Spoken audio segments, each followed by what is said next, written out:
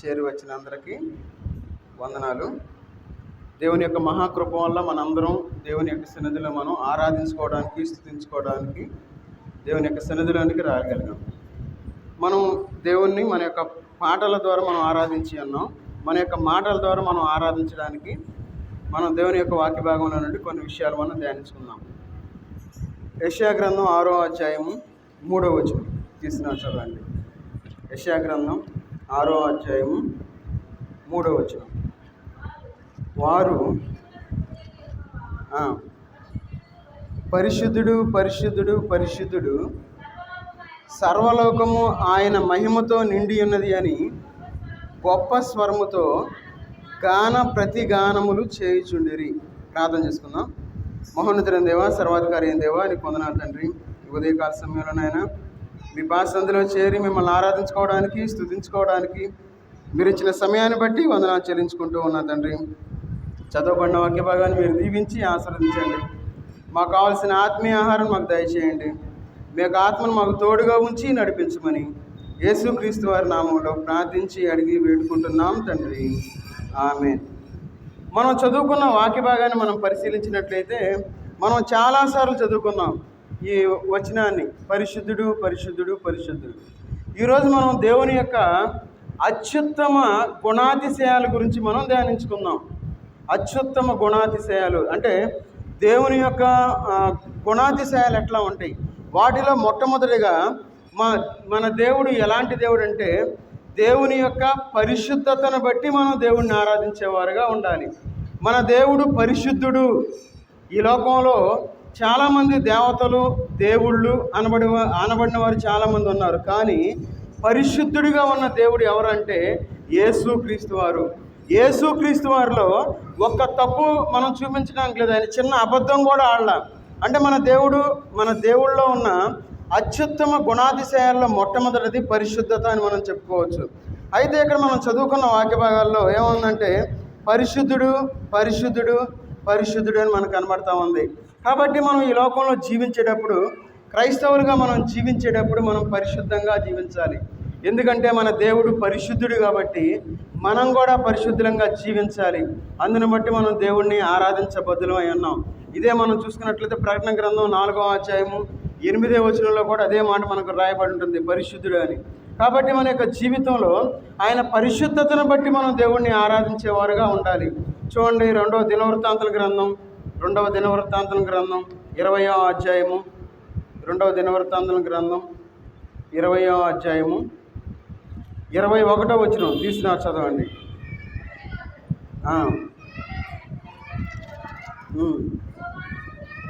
యెహోవాను స్తుతించుటకు గాయకులను ఏర్పరిచి వారు పరిశుద్ధాలంకారములు ధరించి సైన్యము ముందర నడుచుచు యెహోవా కృప నిరంతరమును ఆయనను స్తుతించుడి అని స్తోత్రము చేయుటకు వారిని నియమించెను. ఈ లోకంలో మనం దేవుణ్ణి ఆరాధించడానికి ఈ దేవుని యొక్క మందిరానికి మనం ఎట్లా రావాలంటే పరిశుద్ధాలంకరణలతో మనం రావాలి. అంటే మనం దేవుని యొక్క సన్నిధికి మనం వచ్చేటప్పుడు చాలా పరిశుద్ధంగా ఉండాలి. మనం ఈ లోకంలో జీవించేటప్పుడు మనం పరిశుద్ధంగా ఉండాలి. మనం పరిశుద్ధంగా లేకుండా దేవుణ్ణి మనం ఆరాధించడానికి లేదు. అందుకే ఇక్కడ మనం గమనించినట్లయితే పాత నిబంధన గ్రంథంలో వారు ఎట్లా దేవుని యొక్క సన్నిధికి ఎట్లా ఉన్నారంటే వారు పరిశుద్ధాలంకారములు ధరించి. ఈ లోకంలో దేవుని యొక్క సన్నిధికి మనం వచ్చేటప్పుడు పరిశుద్ధ అలంకారాలు మనం కలిగి ఉండాలి.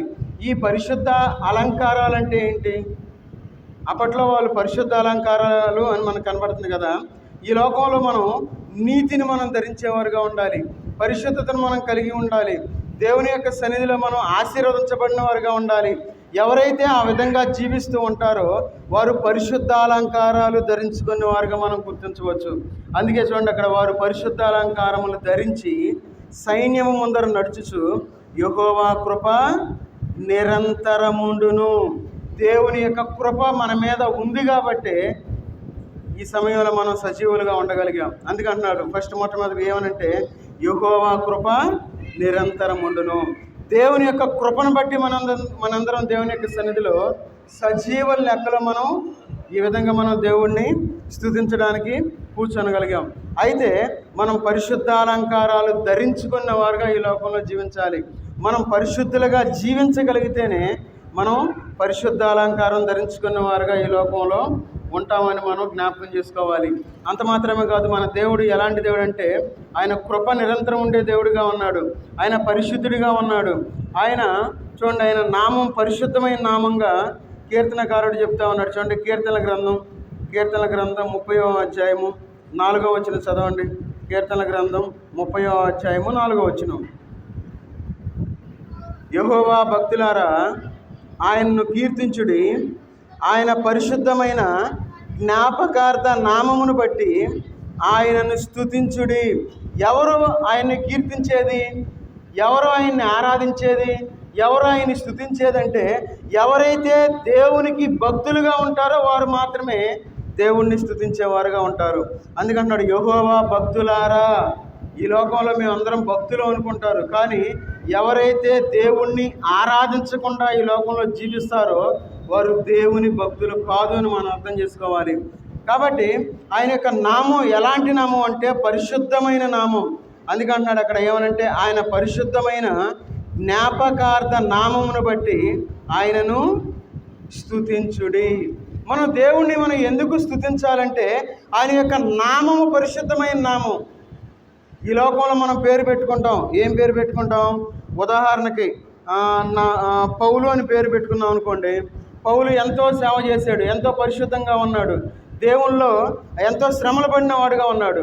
పౌలు అని పేరు పెట్టుకొని ఈ లోకంలో పరిశుద్ధంగా ఉండకుండా ఏ త్రాగుబోతుగానో, ఏ తిరుగుబోతుగానో, ఏ బోతుగానో ఉన్నాడు అనుకోండి, అది పరిశుద్ధమైన నామం అవుతుందా?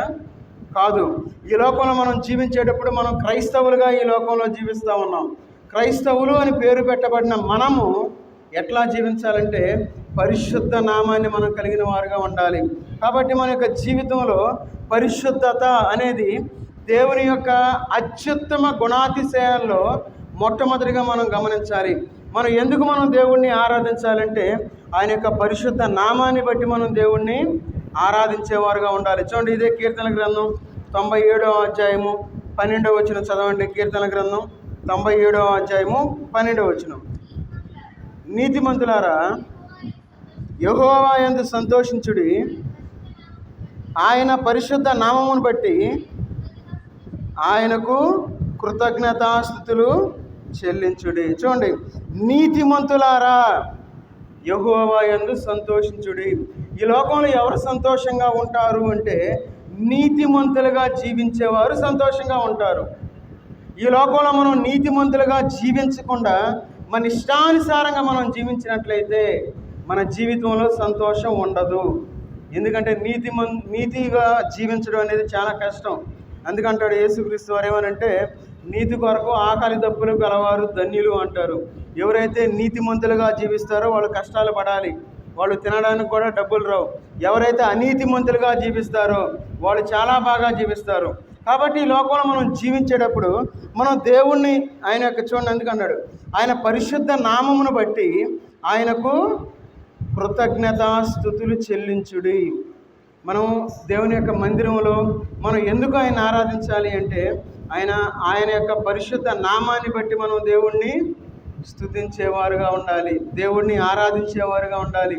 ఆయన యొక్క కృపను బట్టి మనం దేవుణ్ణి ఆరాధించేవారుగా ఉండాలి. మన జీవితంలో సజీవులుగా ఉన్నాము అంటే దానికి కారణం దేవుని యొక్క కృపయే అనుకోవచ్చు. నేను దేవుణ్ణి నమ్ముకోలేదు కదా, నా ఇష్టానుసారంగా నేను జీవిస్తూ ఉన్నాను, అయినా దేవుడు మనల్ని ప్రేమిస్తూ ఉన్నాడు కాబట్టి మనం సజీవులుగా ఈ లోకంలో ఉండగలిగాం. మొట్టమొదటిగా మనం దేవుణ్ణి మనం ఎందుకు ఆరాధించాలి అంటే దేవుని యొక్క పరిశుద్ధతను బట్టి మనం దేవుణ్ణి ఆరాధించేవారుగా ఉండాలి. దేవుని యొక్క పరిశుద్ధ నామాన్ని బట్టి మనం దేవుణ్ణి ఆరాధించేవారుగా ఉండాలి. రెండవదిగా మన యొక్క జీవితంలో మనం దేవుణ్ణి ఎందుకు ఆరాధించాలి అంటే చూడండి, కీర్తన గ్రంథం 118వ అధ్యాయము, కీర్తన గ్రంథం 118వ అధ్యాయము 1వ వచనం. కీర్తన గ్రంథం 118:1.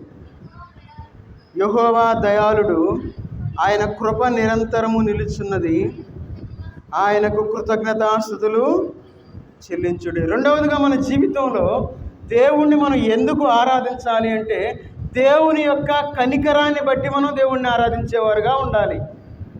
దేవుని యొక్క కనికరము, దేవుని యొక్క కనికరం మన మీద ఉన్నది అనేది మనం గుర్తించాలి. ముందు ఎవరైతే ఈ విధంగా గుర్తించగలుగుతారో వారు దేవునికి కృతజ్ఞతాస్తుతులు చెల్లించేవారుగా ఉంటారు.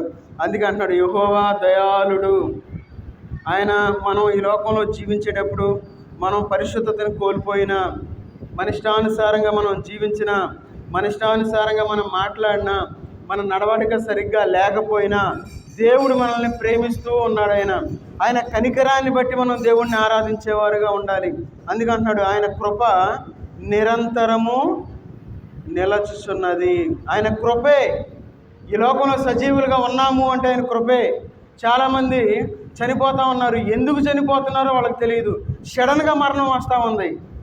మనం ఎన్ని వార్తలు మనం వింటూ ఉన్నామో ఈ కాలంలో. ఇంతకుముందు అయితే తెలిసేది కాదు. ఏమని, అయ్యా బాగానే ఉందయ్యా, జ్వరం వచ్చింది అంతే, 2 రోజులైంది చనిపోయింది. చూడండి ఎలాంటి స్థితిలో ఉన్నామో.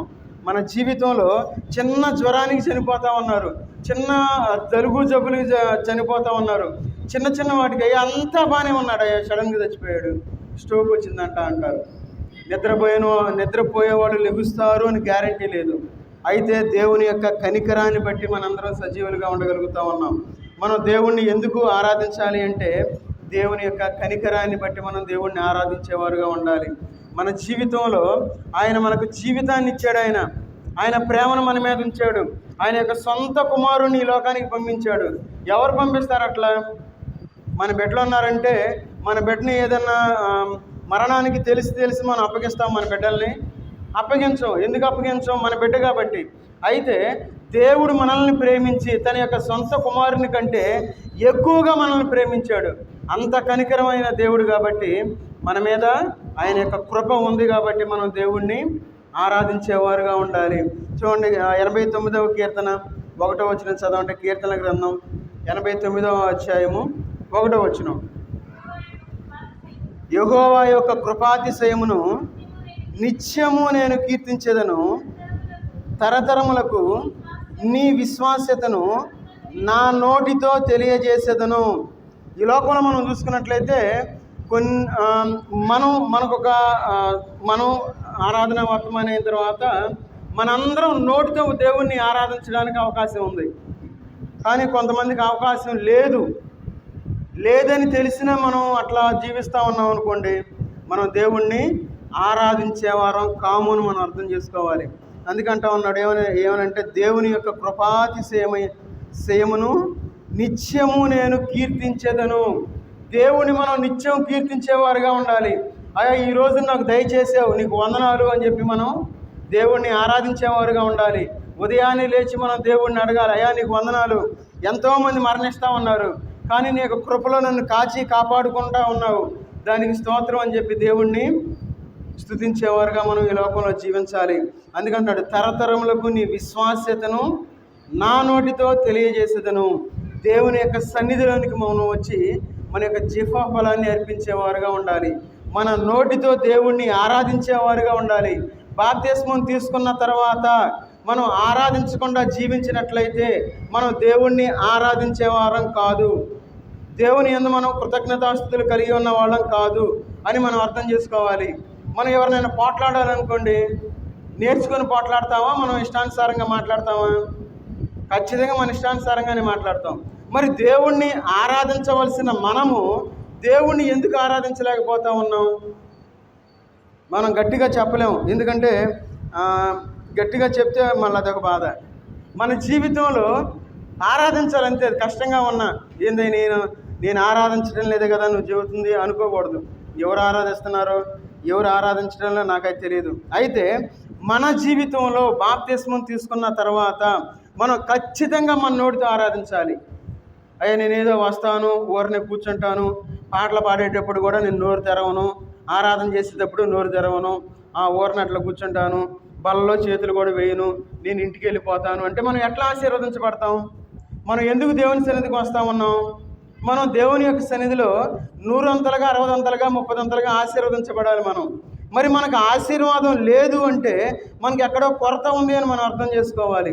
మనం దేవుణ్ణి ఎందుకు ఆరాధించాలి అంటే ఆయన యొక్క కృపాతిశయాన్ని బట్టి మనం దేవుణ్ణి ఆరాధించాలి అని చెప్పి దేవుని యొక్క వాక్య భాగం మనకు సెలవిస్తూ ఉంది. ఇంకా మనం చూసినట్లయితే చూడండి, విలాపవాక్యములు మూడవ అధ్యాయము, విలాపవాక్యములు 3వ అధ్యాయము. మన యొక్క జీవితంలో దేవుణ్ణి మనం ఆరాధించబద్దులమై ఉన్నాం. విలాపవాక్యముల గ్రంథం 3వ అధ్యాయము 22, 23 వచనాలు చదవండి. యెహోవా కృపగలవాడు, ఆయన వాత్సల్యత ఎడతెగక నిలుచినది గనుక మనము నిర్మూలము కాకున్న వారము, అనుదినము నూతనముగా ఆయనకు వాత్సల్యత పుట్టించుతున్నది. నీవు ఎంతైనా నమ్మదగిన వాడవు. చూడండి, ఇక్కడ యెహోవా కృప గలవాడు. ఈ మాటను మన యొక్క జీవితంలో అన్వయం చేసుకుందాం. ఆయన కృపగలవాడు. ఎందుకు ఈ మాట సెలవిస్తూ ఉన్నారంటే, మనము నిర్మూలము కాకున్న వారము. ఇప్పుడు మనందరం సజీవులుగా ఉన్నాము అంటే దేవుని యొక్క కృపని మనం అర్థం చేసుకోవాలి. ఆ మాట మనకి ఇక్కడ సెలవిస్తూ ఉన్నారు. ఏమని? ఆయన వాత్సల్యత ఎడతెగక నిలిచినది కనుక మనము నిర్మూలము కాకున్న వారము. అంటే మనందరం సజీవులుగా ఉన్నాము అని ఇక్కడ సెలవిస్తూ ఉన్నారు. ఆయన కృప గలవాడు. మన దేవుడు ఎలాంటి దేవుడు అంటే కృప కలిగిన దేవుడు కాబట్టి మనం దేవుడిని ఆరాధించాలి. ఆయన కృప ఉన్నది కాబట్టి మనం అదే మనము నిర్మూలము కాకున్న వారము. చూడండి, అనుదినము నూతనముగా ఆయనకు వాత్సల్యత పుట్టుచున్నది. చూడండి, దేవుడు మన మీద ఎంత ప్రేమ పెంచుకున్నాడు ఆయన. మరి మనకు దేవుని యొక్క సన్నిధి అంటే ప్రేమ ఎందుకు లేదు? మనం ఈ లోకంలో లోక మర్యాద చొప్పున నడుచుకుంటూ ఉంటాం. లోక మర్యాద అంటే అమ్మ వాళ్ళు ఏమన్నా అనుకుంటారేమో అని మనం దేవుని యొక్క సన్నిధిని కూడా మనం వదిలిపెడుతున్నాం. ఆలోచించాలి, అర్థం చేసుకోవాలి. ఎప్పుడు కూడా మనం లోక మర్యాద చొప్పున నడుచుకోకూడదు. దేవునికే మనం ప్రథమ ప్రాధాన్యత ఇవ్వాలి, ఖచ్చితంగా ఇవ్వాలి. ఎవరైతే ఆ విధంగా ఈ లోకంలో జీవిస్తారో వారు దేవుణ్ణి ఆరాధించేవారు. అందుకే చూడండి, అనుదినము నూతనముగా ఆయనకు వాత్సల్యము పుట్టుచున్నది. నీవు ఎంతైనా నమ్మదగిన వాడవు. చూడండి, మన దేవుడు నమ్మదగిన దేవుడు. ఇటు చూడాలి, నా వైపు చూడాలి. పిల్లలు మాట్లాడితే ఊరుకోను, పిల్లలు కూడా మాట్లాడొద్దు. తల్లిదండ్రులు కేర్ తీసుకొని వాళ్ళని పక్కన కూర్చోబెట్టుకోవాలి. మన దేవుడు ఎలాంటి దేవుడు అంటే ఆయన ఎంతైనా నమ్మదగిన దేవుడు. ఆయన మనం ఎంత నమ్మకస్తులుగా ఉన్నాం దేవుని యొక్క సన్నిధిలో. మన నమ్మకత్వం ఎట్లా ఉంది?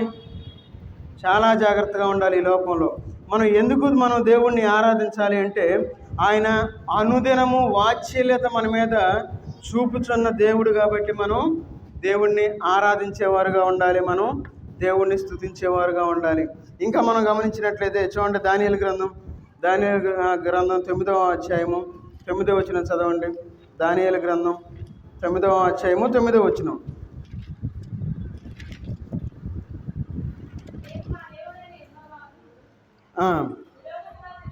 విరోధముగా తిరుగుబాటు చేసితిమి, అయితే ఆయన కృపా క్షమాపణలు గల దేవుడై ఉన్నాడు.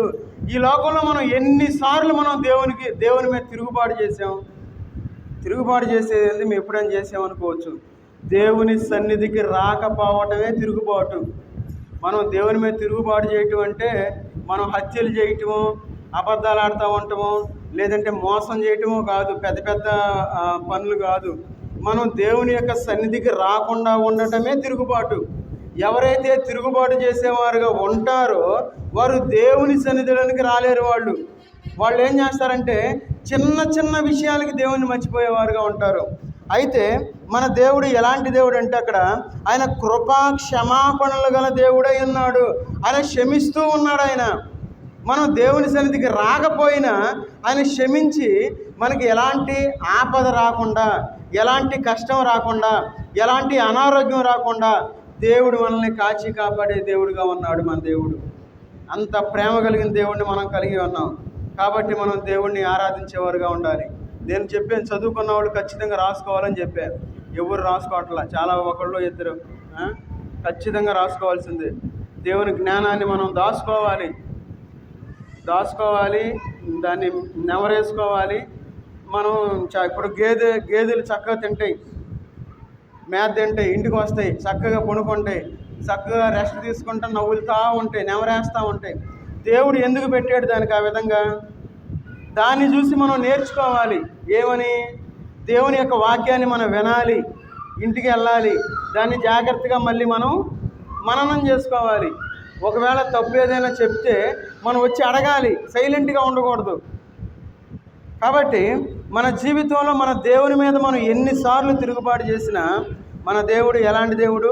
కృపా క్షమాపణలు గల దేవుడై ఉన్నాడు. కాబట్టి మనం దేవుణ్ణి ఆరాధించేవారుగా ఉండాలి, దేవుణ్ణి మనం స్తుతించేవారుగా ఉండాలి. కాబట్టి మన దేవుడు ఎలాంటి దేవుడైనా పరిశుద్ధుడై ఉన్నాడు. మన దేవుని ఎందుకు మనం ఆరాధించేవారుగా ఉండాలి? ఆయన పరిశుద్ధుడై ఉన్నాడు. ఆయన పరిశుద్ధ అలంకారాలను బట్టి మనం దేవుణ్ణి ఆరాధించేవారుగా ఉండాలి. ఆయన యొక్క పరిశుద్ధ నామాన్ని బట్టి మనం దేవుణ్ణి ఆరాధించేవారుగా ఉండాలి. దేవుని యొక్క కృపను బట్టి మనం దేవుణ్ణి ఆరాధించేవారుగా ఉండాలి. ఇంకా మనం దేవుణ్ణి ఎందుకు ఆరాధించాలి? దేవుని యొక్క ఆయన ఎంతైనా నమ్మదగిన దేవుడు కాబట్టి మనం దేవుణ్ణి ఆరాధించేవారుగా ఉండాలి. ఇంకా మనం దేవుణ్ణి ఎందుకు ఆరాధించాలి? ఆయన క్షమాపణలు కలిగిన దేవుడిగా ఉన్నాడు కాబట్టి మనం దేవుణ్ణి ఆరాధించేవారుగా ఉండాలి. వీటిలో ఏ ఒకటి లేదంటే 2-3 అంశాలు పట్టుకొని మనం దేవుని, అయ్యా నువ్వు కృపాక్షేమాలు కలిగిన దేవుడిగా ఉన్నావు, నీకు వందనాలు. అయ్యా నువ్వు నమ్మదగిన దేవుడిగా ఉన్నావు, నీకు వందనాలు. అయ్యా మమ్మల్ని కాచి కాపాడే దేవుడిగా ఉన్నావు, నీకు వందనాలు అని మనం దేవుడిని 4 మాటలు చాలు, మనం ఎక్కువ ఆరాధించవసరంలా. ఆ 4 మాటలకి దేవుడు ఎంతగానో ఆనందించేవాడుగా ఉన్నాడు. కాబట్టి మన యొక్క జీవితంలో మనం దేవుణ్ణి ఆరాధించేవారుగా ఉండాలి.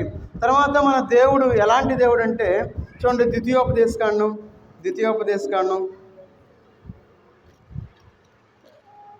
32వ అధ్యాయము, ద్వితీయోపదేశకాండం 32వ అధ్యాయము 4వ వచనం చదవండి. ఆయన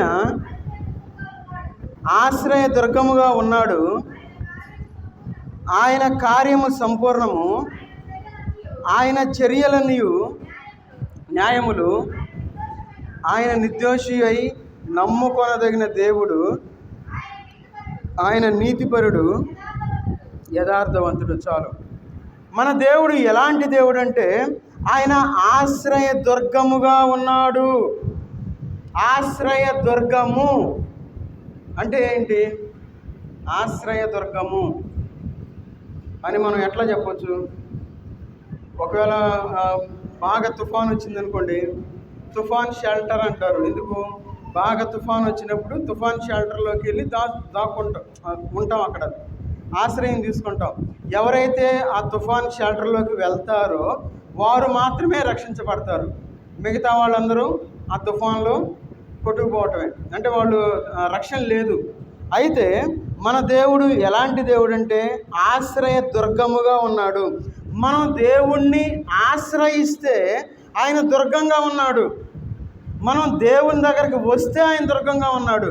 మనం దేవుని దగ్గరికి రాకుండా మన ఇష్టానుసారంగా మనం తిరుగుతా, మన ఇష్టానుసారంగా మనం బజార్లంటే తిరిగేవారుగా ఉండి దేవుణ్ణి దూషించేవారుగా, ద్వేషించేవారుగా మన బ్రతుకు లోకానుసారంగా జీవించినట్లయితే దేవుడు మనకు ఆశ్రయ దుర్గముగా ఉన్నాడు. దేవుని యొక్క సన్నిధిలో దేవుణ్ణి మనం ఎందుకు ఆరాధించాలి అంటే ఆయన ఆశ్రయ దుర్గముగా ఉన్నాడు కాబట్టి మనం దేవుణ్ణి ఆరాధించేవారుగా ఉండాలి. చూడండి, ఆయన కార్యము సంపూర్ణము, ఆయన చర్యలన్నీ న్యాయములు, ఆయన నిర్దోషి అయి నమ్ముకొనదగిన దేవుడు, ఆయన నీతిపరుడు, యథార్థవంతుడు. మన దేవుడు యథార్థవంతుడు. ఆయన ఈ లోకంలో మనుషులు ఏం చేస్తారంటే మనల్ని మోసం చేసేవారుగా ఉంటారు. ఒకవేళ మనతో బాగా మాట్లాడినా వారు ఎలాంటి ఆలోచన కలిగి ఉంటారంటే మోసపూరితమైన ఆలోచనలు కలిగి ఉంటారు. ఈ లోకంలో గమనించినట్లయితే ఈ అన్నదమ్ముల మధ్య కానీ లేదంటే ఈ బంధుత్వం కలిగిన వాళ్ళ మధ్య ఎందుకు వీళ్ళు కోర్టుల దగ్గరికి వెళ్తూ ఉన్నారు?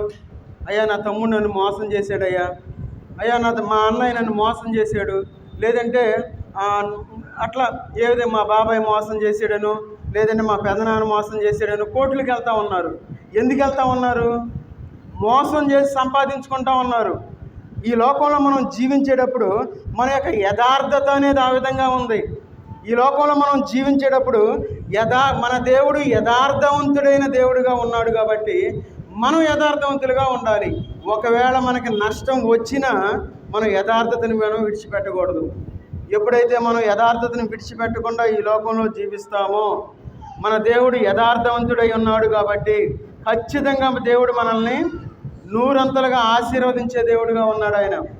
మనం అనుకుంటాం ఒకవేళ మనకు కష్టంగా ఉంటుంది, ఎప్పుడు మనకు నష్టం వచ్చినప్పుడు కష్టంగానే ఉంటుంది, కానీ ఆ నష్టంలో మనం దేవుణ్ణి ఆరాధిస్తే దేవుడు మనల్ని ఖచ్చితంగా ఆయన యొక్క యథార్థత చొప్పున మనల్ని దీవించేవాడుగా ఉన్నాడు. మనం ఈ లోకంలో సహజంగా అనుకుంటాం వాళ్ళు ఏదో వేస్తారు, వీళ్ళు ఏదో వేస్తారు, వాళ్ళు ఏదో చేస్తారు అని ఎప్పుడు మనం ఒకళ్ళ వైపు చూసేవారుగా ఉండకూడదు. మనం దేవుని వైపు మనం ఎప్పుడైతే చూసేవారుగా ఉంటామో మన దేవుడు యథార్థవంతుడై ఉన్నాడు కాబట్టి ఖచ్చితంగా మన యొక్క ప్రతి అవసరాన్ని తీర్చే దేవుడుగా ఉన్నాడు ఆయన. చూడండి, ఆయన మన దేవుడు ఎలాంటి దేవుడు అంటే మాట తప్పని దేవుడు. ఆయన ఆశీర్వదిస్తాను అని చెప్పి మాట సెలవిచ్చాడు. ఆయన మిమ్మల్ని దీవిస్తాను అని చెప్పి మన దేవుడు సెలవిచ్చి ఉన్నాడు. ఆయన మాట తప్పే దేవుడు కాదు. చూడండి, కీర్తన గ్రంథం 146వ అధ్యాయము, కీర్తన గ్రంథం 146వ అధ్యాయము 6వ వచనం చదవండి. ఆయన ఆకాశమును, భూమిని, సముద్రమును, దానిలోనిది సర్వము సృజించినవాడు. ఆయన ఎన్నడను మాట తప్పనివాడు. ఆయన ఎన్నడను మాట తప్పనివాడు. ఈ మధ్యకాలంలో నాకు తెలిసిన ఒక అతను వచ్చాడు, అడుగుతా ఉన్నాడు ఏమనంటే మా నాన్న నన్ను మోసం చేశాడు అన్నాడు. నాకు తెలిసినాడు బాగా. ఎందుకు మోసం చేశాడు అన్న. మోసం చేశాడు, 2 సెంటు మా ఓడికి రాసేసాడు అన్నాడు. ఆయన కడుపుని ఇద్దరం పుట్టాం కదా, నేనేమైనా పుట్టలేదా ఏంది? ఇద్దరం పుట్టినప్పుడు ఇద్దరికి సమానంగా వచ్చింది. మా నాన్న నాకు మోసం చేసి 2 సెంటు అడిగే రాసేసాడు అన్నాడు. చూడండి, మోసం అనేది ఎట్లా ఉంటుందో. మన జీవితంలో చాలా జాగ్రత్తగా ఉండాలి. ఈ లోకంలో మోసం అంటే స్పెషల్గా దానికి పేరే పెట్టరు. అప్పుడు అన్నాడు, నేను కోర్టుకి వెళ్ళాలి, లాయర్తో మాట్లాడాలి. ఏ లాయర్ తెలిసి నీకు అన్నాడు. నేను అన్నా, ఎందుకు లాయర్ ఎందుకు పోతే పోని 2 సెంటే కదా, ఏమైంది? దేవుని కృపను బట్టి అంతా బాగానే ఉంది, వదిలేసే అన్న. సరేలే అని ఇక సైలెంట్ అయిపోయాడు. మన జీవితంలో ఆయన యథార్థవంతుడైన దేవుడుగా ఉన్నాడు. ఆయన మాట తప్పని వాడుగా ఉన్నాడు. మనం మాట తప్పేవారుగా ఉన్నాం. ఎందుకు? ఎక్కడ ఏది వస్తే లాగేసుకునే మనస్తత్వాన్ని మనం కలిగి ఉన్నాం. ఈ లోకంలో కోర్టులో ఉన్న కేసులు అన్నయ్యే ఏమని, నాకు వాళ్ళు ఇది లేదు, నాకు వాళ్ళు అది లేదు, నాకు భాగం లేదు అని చెప్పి ఏది చూసినా కోర్టులు అయ్యే ఉండేది, ఇంకేం ఉండవు. మన జీవితంలో మనం చాలా జాగ్రత్తగా ఉండాలి. ఎప్పుడు కూడా మనం మనుషుల్ని నమ్ముకునేవారుగా ఉండకూడదు. మన దేవుడు యథార్థవంతుడైన దేవుడుగా ఉన్నాడు. ఆయన మాట ఇచ్చి తప్పే దేవుడు కాదు. కాబట్టి ఈ లోకంలో మనం దేవుని వైపు చూసేవారుగా ఉండాలి.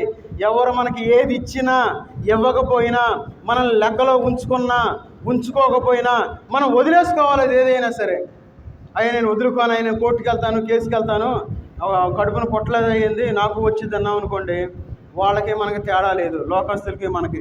కాబట్టి మన దేవుడు మాట తప్పే దేవుడు కాదు. మన దేవుడు ఆయన మాట మీద నిలిచే దేవుడు. ఎందుకంటే ఆయన ఎన్నడూను మాట తప్పని వాడు. కాబట్టి మన యొక్క జీవితంలో మాట తప్పని దేవుణ్ణి మనం కలిగి ఉన్నాం. కాబట్టి మనం దేవుణ్ణి ఆరాధించేవారుగా ఉండాలి, దేవుణ్ణి స్తుతించేవారుగా ఉండాలి. చూడండి, నిర్గమాకాండం 34వ అధ్యాయము, నిర్గమాకాండం 34వ అధ్యాయము 6వ వచనం చదవండి. నిర్గమాకాండం 34:6.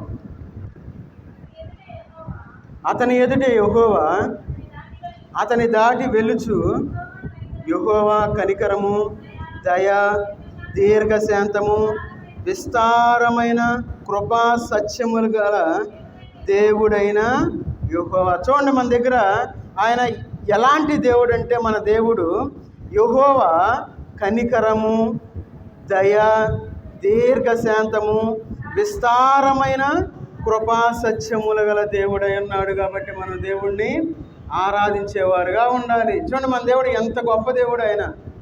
ఆయన మాట తప్పే దేవుడు కాదు. ఆయన కృపా సత్యాలు కలిగిన దేవుడుగా ఉన్నాడు. ఆయన మన మీద కనికరించే దేవుడుగా ఉన్నాడు. ఆయన కనికరం మన మీద ఉండాలంటే మనం ఎట్లా ఉండాలి? మనం సైలెంట్గానే ఉండాలి. మనం పెద్ద పెద్దగా గొడవలు చేసి పెద్ద పెద్దగా కోర్టుల చుట్టూ లేదంటే పోలీస్ స్టేషన్ చుట్టూ పెద్ద పెద్దగా అరిసి మన యొక్క పరిశుద్ధతను మనం పోగొట్టుకోకూడదు. ఈ లోకంలో మనం జీవించినంత కాలం పరిశుద్ధులుగానే మనం జీవించాలి.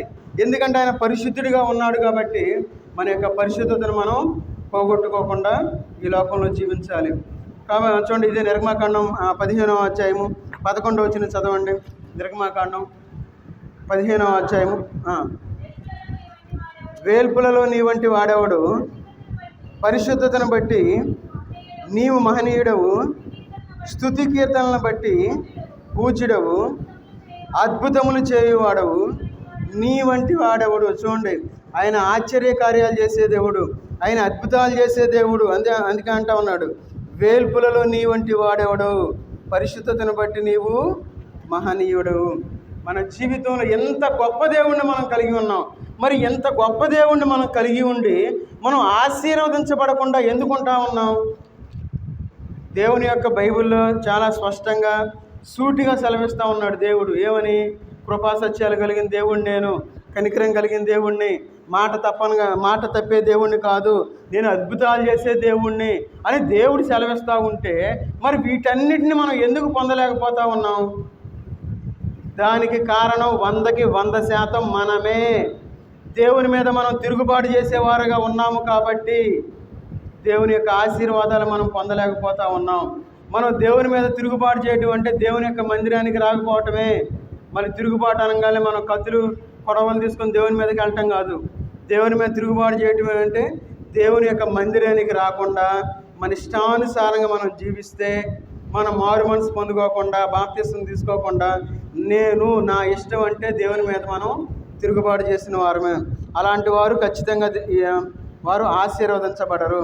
ఎందుకంటే మన దేవుడు చూడండి, కీర్తన గ్రంథం 72వ అధ్యాయం, ఆయన అద్భుత ఆశ్చర్యకార్యాలు చేసే దేవుడుగా ఉన్నాడు. కీర్తన గ్రంథం 72వ అధ్యాయము 18వ వచనం చదవండి.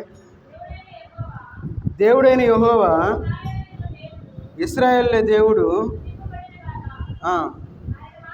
ఆయన మాత్రమే ఆశ్చర్య కార్యములు చేయువాడు. మన బ్రతుకు మారాలి అంటే ఒక ఆశ్చర్యం, ఒక అద్భుతం జరగాలి. ఒకవేళ మనం పూరింట్లో జీవిస్తూ ఉన్నాం అనుకోండి, ఒక మంచి ఉన్నతమైన స్థితికి వెళ్ళాలంటే ఒక అద్భుతం జరగాలి. అద్భుతం జరగాలంటే మనం ఏం చేయాలి? దేవుని యొక్క సన్నిధికి మనం రావాలి. అద్భుతం మన యొక్క కుటుంబంలో జరగాలంటే దేవుని సన్నిధిలో మనం ఉండాలి. అప్పుడు మనం అద్భుతాన్ని మనం చూసేవారుగా ఉంటాం.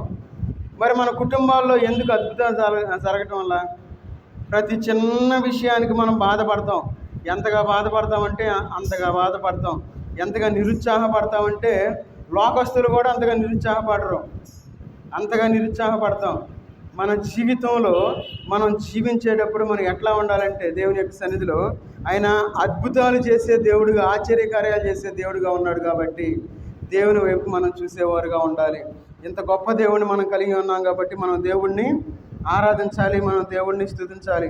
చూడండి, ఇదే కీర్తన గ్రంథం 136వ అధ్యాయము, కీర్తన గ్రంథం 136వ అధ్యాయము 4వ వచనం చదవండి. కీర్తనలో 136:4.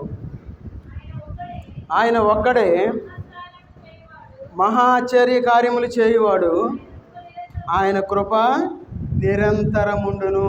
ఆయన మహా ఆశ్చర్య కార్యములు చేయువాడు. సముద్రాన్ని 2 పాయలుగా చేయాలంటే ఎవరైనా చేయగలరా? ఎవరు చేయలేరు. బండలో నుండి నీళ్లు రావాలంటే ఎవరు చేయలేరు. ఇప్పుడు మనం చూస్తూ ఉన్నాం, సజీవ సాక్ష్యాలుగా ఉన్నాయి. ఒకవేళ బైబిల్లో తప్పు అంటే ఇవన్నీ మనకు కనబడతా ఉన్నాయి. ఏది? బండలో నుండి నీళ్ళు రావటం, ఆ నీళ్ళన్నీ అక్కడ నీళ్ళు వచ్చినప్పుడు ఏ విధంగా అయితే కొట్టుకుని పోతుంది కనపడతా ఉంది.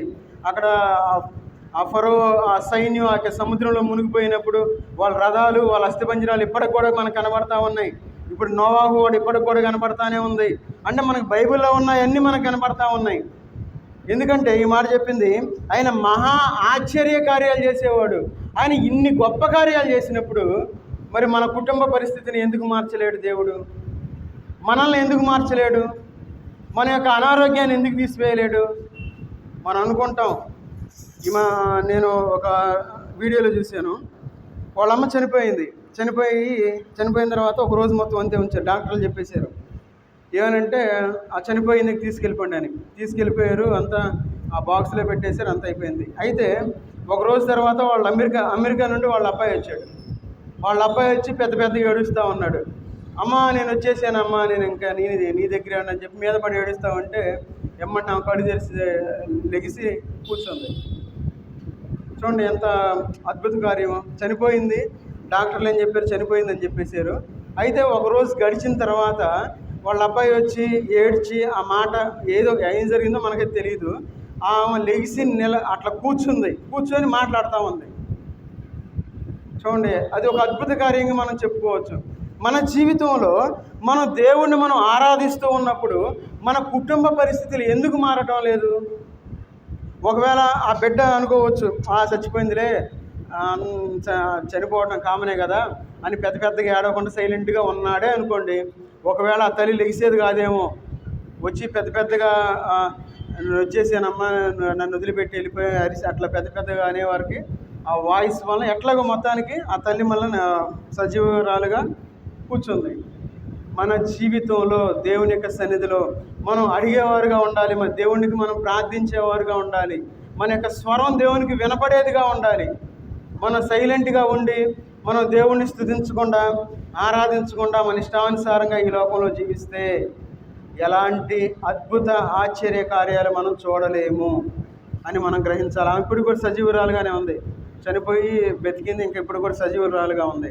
కాబట్టి చివరిగా చూడండి, యెషయా గ్రంథం 9వ అధ్యాయము 6వ వచనం చూసుకొని మనం ఆరాధించుకుందాం. యెషయా గ్రంథం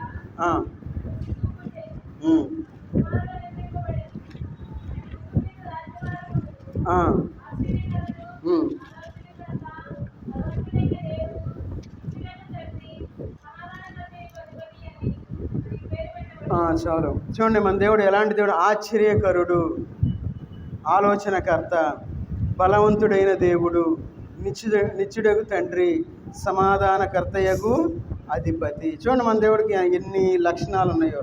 ఆయన ఆశ్చర్యకరుడైన దేవుడుగా ఉన్నాడు. ఆయన ఆశ్చర్య కార్యాలు మనం చెప్పలేము. ఏ విధంగా కార్యం ఎట్లా జరిగితే ఎవరికీ తెలియదు. ఆయన ఆశ్చర్యకరుడు. కాబట్టి మన యొక్క జీవితంలో చాలా జాగ్రత్తగా ఉండాలి. ఎందుకంటే బైబిల్ని మనం అర్థం చేసుకోవడం చాలా కష్టం. నిన్నటి సమయంలో ఒక సేవకుడు యేసుక్రీస్తు వారి నామంలో ప్రార్థన చేయడం తప్పేగా అన్నట్టు మాట్లాడాడు. ఇక మనం మాట్లాడితే అది బాగోదులే అని చెప్పి నేను సైలెంట్గానే ఉన్నా. మన మందిరంలోకి వచ్చిన ఆయన నిన్న వాక్యం చెప్పడానికి వచ్చాడు, చాలామంది రాలేదుగా. సరేలే, తెలియదులే అనుకున్నా. మన జీవితంలో చాలా జాగ్రత్తగా ఉండాలి. మనం జీవించేటప్పుడు మన దేవుడు ఎలాంటి దేవుడు అంటే ఆయన అద్భుతాలు చేసే దేవుడు, ఆయన ఆశ్చర్యకరుడు. మనం దేవుడిని ఆరాధించాలి అంటే ఆయన యొక్క అత్యుత్తమ గుణాతిశయాల్ని బట్టి మనం దేవుడిని ఆరాధించేవారుగా ఉండాలి. మన దేవుడు పరిశుద్ధుడై ఉన్నాడు, ఆయన కృప కలిగిన దేవుడుగా ఉన్నాడు, ఆయన ఆశ్చర్యకరుడిగా ఉన్నాడు. ఆయన మన మీద మన యొక్క జీవితంలో అద్భుత కార్యాలు చేసే దేవుడుగా ఉన్నాడు. ఆయన మేలు, మన జీవితంలో మనం మేలు అనుభవించాలని చెప్పి ఆయన కోరుకునే దేవుడుగా ఉన్నాడు. కాబట్టి ఈ లోకంలో మనం జీవించేటప్పుడు మనందరం ఆయన యొక్క గుణాతిశయాలను బట్టి మనం ఆరాధించేవారుగా ఉండాలి. అందరూ తల్ల వంచి మొట్టమొదటిగా సహోదరులు ఎవరైతే బాప్తిస్మం తీసుకున్నారో ప్రతి ఒక్కరు నోరు తెరవాలి. ఖచ్చితంగా ప్రతి ఒక్కరు నోరు తెరిచి దేవుణ్ణి ఆరాధించాలి. ఎందుకంటే మన సహవాసంలో అలాంటి క్రమం ఉంది. దేవునికి వందనాలు. చాలా వాళ్ళలో లేదు మనం చెప్పిన కొత్తగా ఉంటుంది. మనందరం నోరు తెరిచి మనం దేవుడిని ఆరాధించడానికి దేవుడు మనకు సమయాన్ని ఇచ్చాడు. కాబట్టి అందరం తల్ల వంచి ఆరాధిద్దాం.